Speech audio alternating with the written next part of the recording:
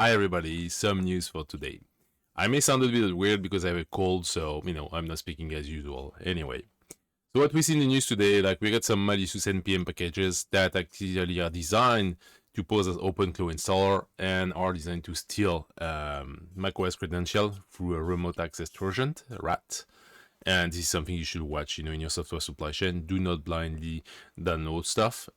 Make sure that you are actually using the legitimate original sources. Otherwise, you may be falling on this kind of water rolling attacks, which is, poisoning some source that look legitimate but are not. So something to keep in mind. Second news here. The Russian hackers crack into official Signal and WhatsApp account. So there is no actual exploit on WhatsApp or Signal in this article. This is using basically the human factor. They try to trick people to pair their device with another device. So that's how the threat actor is doing, like faking security check. When you get like reminding your security pin and stuff like that, they present messages like that looks legitimate but are not. And if the user fall into it, it's actually pairing the account with the threat actor. Sorry. And so you see, according to agencies, they use two methods, posing as a Signal support chatbot or trying to link the device and the user has no idea about it. So something to watch for. Next one is funny. To me, Microsoft bugs, especially when they don't manage to fix it, are funny. Microsoft still working to fix a Windows Explorer white flashes. I cannot show it to you because I do not run a Windows machine here, but it looks like that. Basically, when you go on this file, it's just blinking like that. So that's kind of funny because they own the code, they own everything, and they just don't manage to fix it. So it's funny.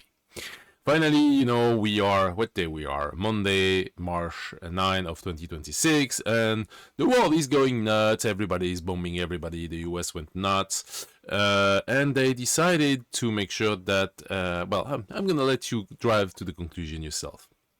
Let's see that query that I did on Google and what AI say. I wanted to know what's the US minimum barrel price to be competitive.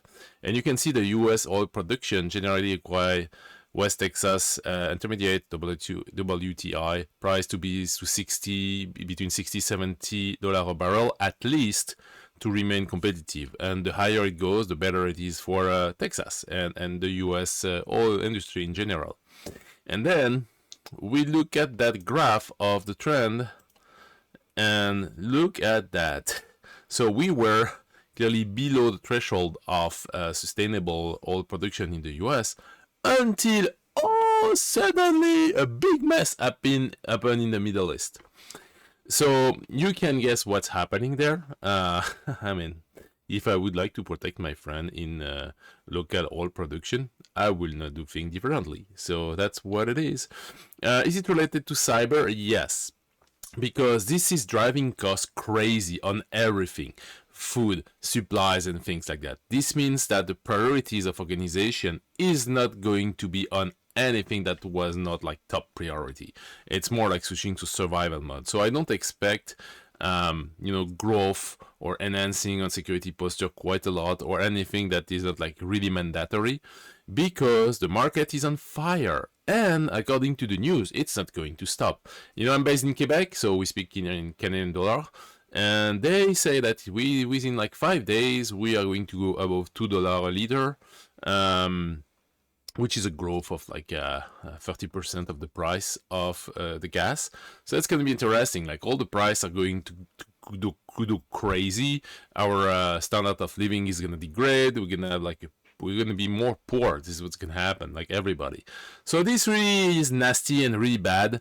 I hope it's going to calm down, but I don't think so, because to me, there is something related to protecting your own stuff rather than actually bringing any justice of any kind.